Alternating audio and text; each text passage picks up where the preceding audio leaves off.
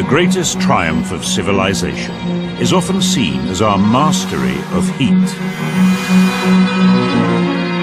Yet our conquest of cold is an equally epic journey, from dark beginnings to an ultra-cool frontier. For centuries, cold remained a perplexing mystery. Nobody had any idea what it was, much less how to harness its effects. Yet in the last 100 years, cold has transformed the way we live and work. Imagine homes or supermarkets without fridges and frozen foods, or skyscrapers without air conditioning, or hospitals without liquid oxygen. We take for granted the technology of cold, yet it has enabled us to explore outer space and the inner depths of our brain. And as we develop new ultra-cold technology to create quantum computers and high-speed networks, it may even change the way we think and interact.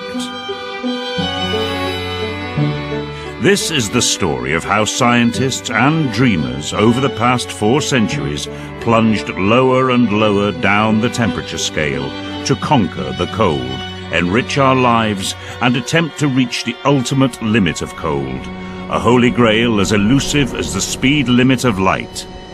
Absolute zero.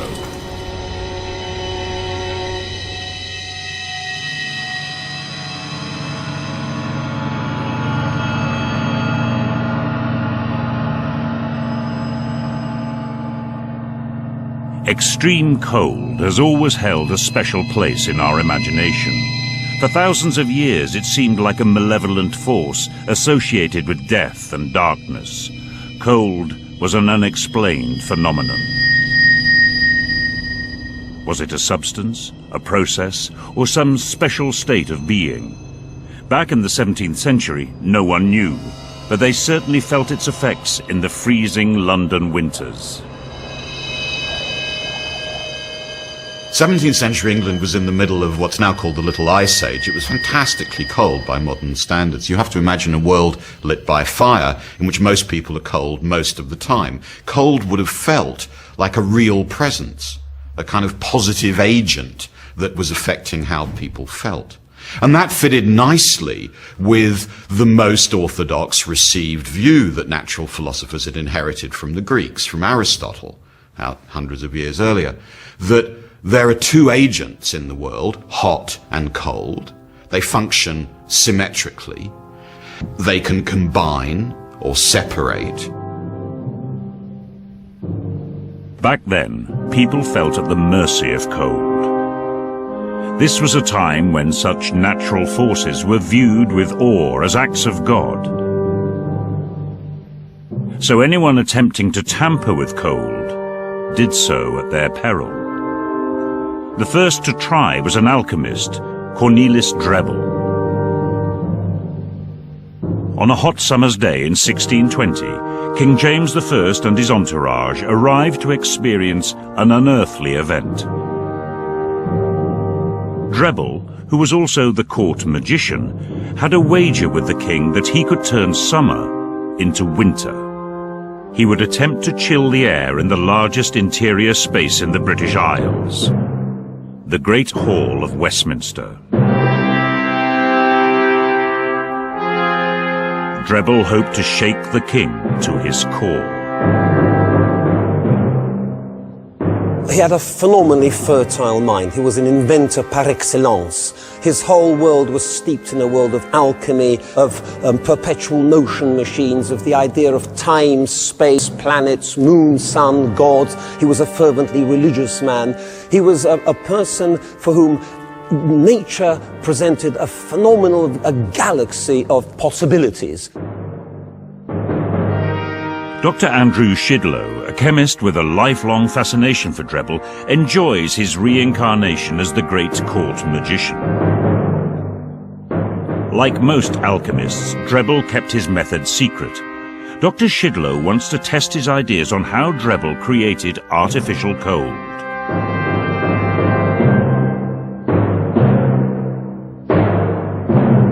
When Drebel was trying to achieve the lowest temperature possible. He knew that ice, of course, was the freezing point, the coldest you could get normally. But he would have been aware of the fact, through his experience, that mixing ice with different salts could get you a colder temperature. Salts will lower the temperature at which ice melts. Dr. Shidlow thinks Drebel probably used common table salt, which gives the biggest temperature drop. But salt and ice alone would not be enough to cool down such a large interior. Drebel was famous for designing elaborate contraptions, a passion shared by Dr. Shidlow, who has an idea for the alchemist's machine. So here we would have had a fan which would have been turned over, blowing warm air over the cold vessels there, and as the air blows over these cold jars, we would have had in effect the world's first air conditioning unit. But could this really turn summer into winter? The idea is to stir it in as well as possible in the 5 seconds that you have to do it. Dr. Shidlow stacks the jars of freezing mixture to create cold corridors for the air to pass through.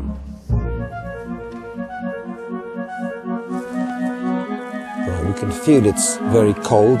In fact, I could feel cold air actually falling on my hands, because cold air, of course, is denser than warm air, and one can feel it quite clearly on the fingers. The vital question: would the gust of warm air become cold?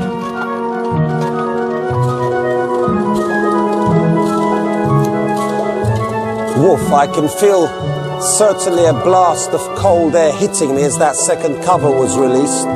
Well, temperature, we're on 14 at the moment. Yes, keep it going, that's definitely the right direction. I think possibly even closer still will give us a better effect, there's no doubt. So how would the king have reacted to his encounter with man-made cold? He would have been shocked, he wouldn't have known what's happening. He could have in fact been wondering whether there's some action of gods or some sort of forces, demonological forces which were in action, and he would have left hastily, freezing as he did so. Had Drebel written up his great stunt, he might have gone down in history as the inventor of air conditioning. Yet it would be almost 3 centuries before this idea eventually took off. To advance knowledge and conquer the cold required men with a very different mindset. King James's Lord Chancellor, Francis Bacon, was the first to apply the scientific method to the study of heat and cold. He believed it was important to conduct experiments and analyze the results, rather than rely on the established wisdom of the ancients. For Francis Bacon, heat and cold turn out to be right at the centre of his worldview. One way of understanding why that's so is think why heat and cold matter to human beings. They really matter in the 17th century for 2 reasons. One is the weather and one is disease. There was, after all, an obvious tension in everyday experience between the healthy effects of warmth and the healthy effects of cold. Warmth made you healthy because it stopped you radiating away the vital spirits within you. But cold obviously had crucial effects against death as well. It could preserve things for immensely long times, and maybe it could preserve Francis Bacon's body too. Bacon rarely carried out experiments himself, but his one foray into the preservative effects of the cold had disastrous consequences. He took a freshly killed chicken and stuffed it full of ice and snow to investigate how much longer the chicken meat might stay fresh. He was impressed by the results. The chicken did remain fresh for many days. Unfortunately, during the process of exposing his own body to the cold, he caught pneumonia. As Bacon lay dying, it dawned on him that his fascination with the cold was going to cost him his life.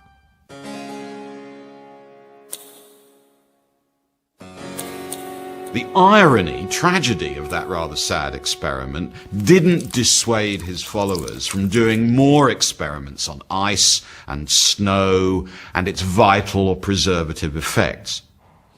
The men who followed Bacon were really convinced that if we could understand the way in which motion, cold and heat fitted together, we could save ourselves from disease, we could unlock the mysteries of the universe.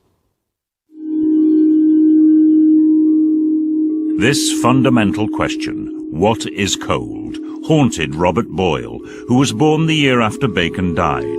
The son of the Earl of Cork, a wealthy nobleman, Boyle used his fortune to build an extensive laboratory. Boyle is famous for his experiments on the nature of air, but he also became the first master of cold. Believing it to be an important but neglected subject, he carried out hundreds of experiments. He worked through, very systematically, a series of ideas about what cold is. Does it come from the air? Does it come from the absence of light? Is it that there are strange, so-called frigorific, cold-making particles? The dominant view, certainly in Boyle's lifetime, the view that he set out to attack, is that cold is a primordial substance. That when bodies get colder, they're sucking in this primordial cold, and as they get warmer, they expel it. Boyle thought that was wrong, and he did experiments to show that it was wrong.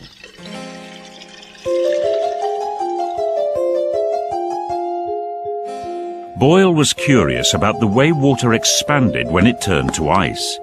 He wondered whether the increase in volume was accompanied by an increase in weight. They carefully weighed a barrel of water and took it outside in the snow, leaving it to freeze overnight. Boyle reasoned that if once the water turned to ice, the barrel weighed more, then perhaps cold was a substance after all. But when they reweighed the barrel, they discovered it weighed exactly the same. So what must be happening, Boyle guessed, was that the particles of water were moving further apart. And that was the expansion, not some substance flowing into the barrel from outside. Boyle was becoming increasingly convinced that cold was not a substance, but something that was happening to the particles, and began to think back to his earlier experiments with his air pump. Boyle's idea was that the air trapped in this glass container is springy, it's elastic. As you try and compress it, it resists. Now this is very closely linked in Boyle's program to the way he studies heat and cold, because his idea was that as substances like the air get warmer, they tend to expand. It's as though the little particles, little springs, out of which he imagined each air particle is made, are gradually unwinding, so they take up more space and they expand.